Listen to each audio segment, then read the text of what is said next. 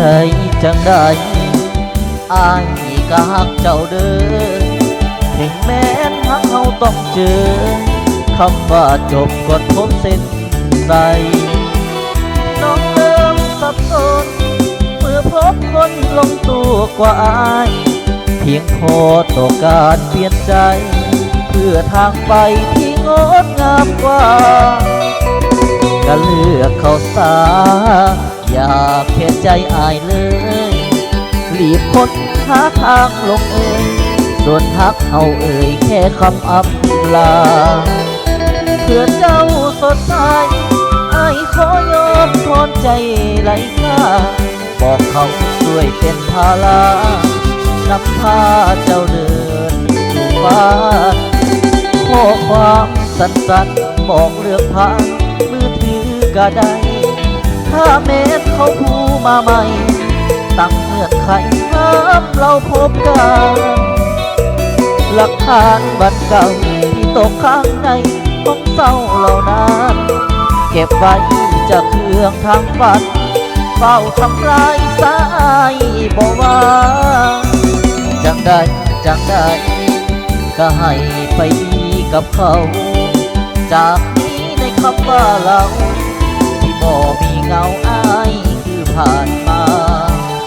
ทั้งอายแค่น้องที่เสร็จเองดอกทุกหยดน้ำตา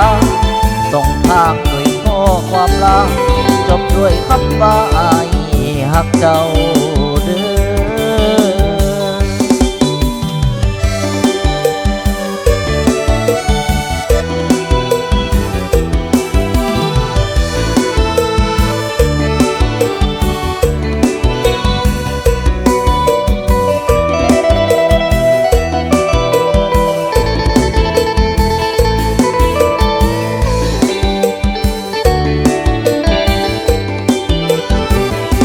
ข้อความสั้นๆบอกเลิกพามือถือก็ได้ถ้าแม้นเขาพูมาใหม่ตั้งเงื่อนไขห้ามเราพบกันหลักฐานบัตรเก่าที่ตกค้างในห้องเศร้าเหล่านั้นเก็บไว้จากเครื่องทางฝันเฝ้าทำลายสายบอกว่าจังได้